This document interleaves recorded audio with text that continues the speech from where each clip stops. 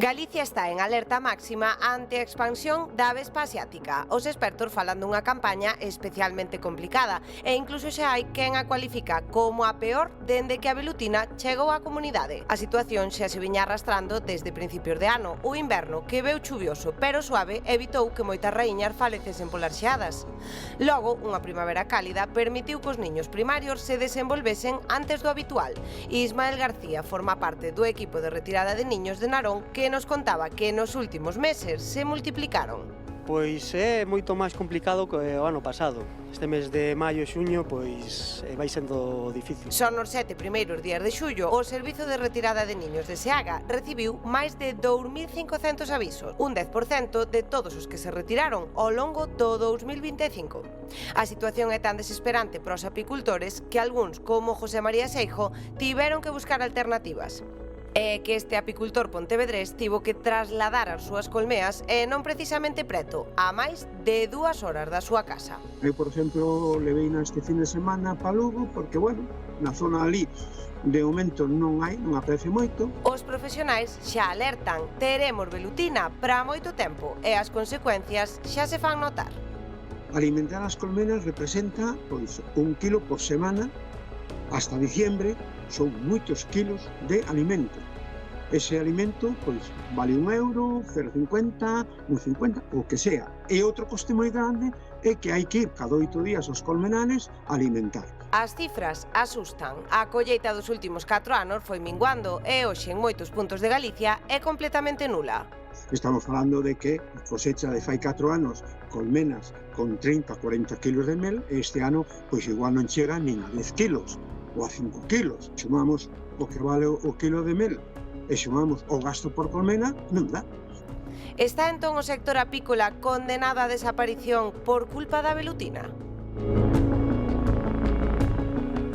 Pois, como decíamos, é que os apicultores téñeno claro, din que se seguimos a este ritmo, Bernardo, rematamos o verán sen colmenas e sen abellas, non? Por que, Bernardo? Pois por varias razóns, Rocío. Hai varios factores que influen a esta alerta do sector. Dunha banda, o inverno foi curto e a primavera moi chuviosa, así que o ciclo da velutina adiantouse e a presión sobre as colmeas comezou alo menos 3 semanas antes do habitual. O problema non é só que haxa máis velutinas, senón como atacan. Se antes era habitual ver 1 ou 2 arredor dunha colmea, agora fano en grupos de entre 10 e 12 exemplares facilmente. As abellas quedan pechadas, defendendo a entrada da colmea, deixan de sair a reconectar néctar, pole ou auga e a colonia debilítase. E se esta presión continúa, os apicultores advirten que nun prazo de mes e medio as colmeas terán morto, poderíamos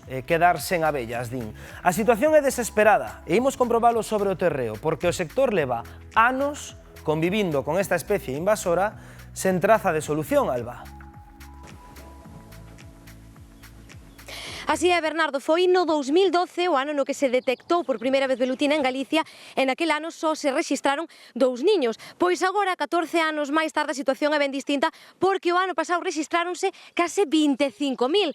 Rafael, apicultor de Valdoviño, sabe o ben porque aquí temos unha das túas colmeas afectadas, Rafa. Sí, efectivamente, este año hai mucha máis velutina, los nidos son máis grandes e son máis numerosos. Como veis, aquí estamos en un colmenar, en unha explotación de kiwi ecológico y de 25 colmenas prácticamente me quedan 4. Durante mes y medio, por atender un problema que tuve familiar, por desatenderlas, en mes y medio me acabaron con ellas. Notache que a túa produción baixou? Mucho. Aquí las producciones en costa eran de entre 25 kilos aproximadamente y ahora el año que tenemos 6 kilos o 8 kilos de media nos podemos dar por contentos. Hai algunha maneira, Rafael, de acabar ca velutina ou sempre remata volvendo? Es imposible, la velutina es muy reproductiva, da hasta 900 madres cada nido, se desplaza muchísimo, entonces es muy difícil. Lo que sí, lo importante es en primavera, el tema por seguridad ciudadana es el trampear cerca de casa, poniendo un par de trampas cerca de casa, en el jardín,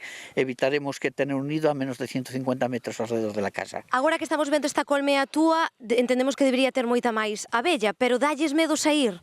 Dales, mira, no salen, es que tú si quieres salir y sales sales al portal y tienes ahí 12 leones famélicos esperando para devorarte, no sales, es lo que le pasa a la velutina, ¿no?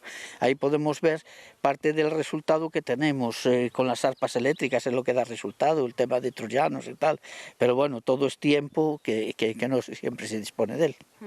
Perdedes a paciencia casi con esta velutina. Es bastante desesperante porque vemos que hay poco apoyo por parte de la administración y no damos hecho. Pois, Rafael, moitísimas grazas, apicultor de Valdoviño, por contarnos como está a ser este ano para eles coa velutina. Cánsanse de loitar, pero esta non desaparece. Grazas, Salva, pois ese o sentir dos apicultores. Temos xa a nosa Xiana Albor, do outro lado, xa saben, a nosa experta ambiental. A ver, Xiana, acabas de escoitar os apicultores, xa perdemos ata as ganas de loitar. Hai algún xeito de loitar contra esta invasión que semella que cada ano vai a máis? Está complicado, vos días, Rocío. A verdade é que é desesperante. Eu como apicultora o comprendo perfectamente porque acabas chorando.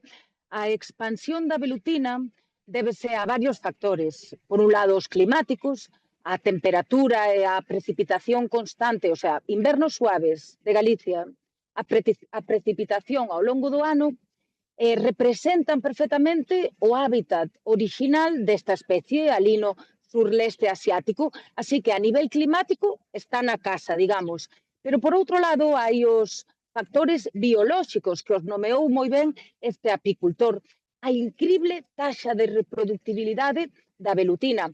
Unha soa raíña pode chegar a facer niños de ata 15.000 celdiñas. E desas 15.000 celdiñas van saindo obreras que van a atacar non só as nosas abellas, senón tamén, como ben sabemos, pois, por exemplo, xa o estamos notando nas colleitas de viño, por exemplo, porque tamén van a uva.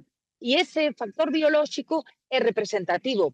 E é que a velutina ten unha gran adaptabilidade trófica. Pode comer desde as abellas ata os azucres que atopa nas ameixas, nas uvas, en unha multitude de froitas. Entón, todo isto, Rocío, fai que sexa unha praga moi difícil de combater.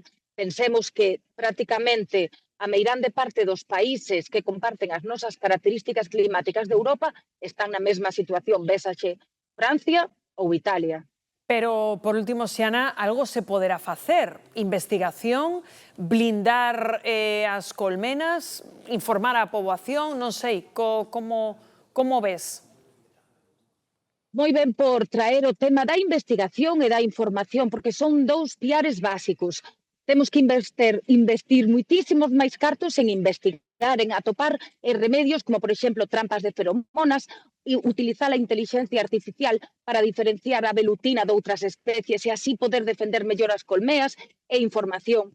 O que estamos facendo hoxe é importantísimo. E lembrar que os apicultores son un dos maiores afectados, pero isto afecta a toda a sociedade. E o resto da poboación civil, que podemos facer?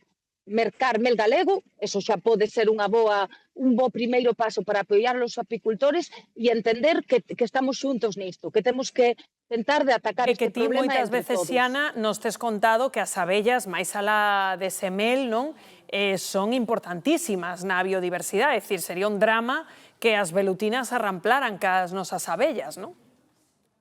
Di que sería un drama absoluto, Rocío, porque alén desa labor polinizadora forman parte tamén das nosas cadeas tróficas e compoñen uns ecosistemas. Hai que pensar que o nivel de polinizadores na Europa é moitísimo máis alto, por exemplo, que nos trópicos. E iso xa nos trae a dicir a importancia das abellas da mel e do resto das 20.000 especies de abellas que temos, que todas se poden ver afectadas en maior ou menor medida pola invasión desta vespa velutina nigritórax.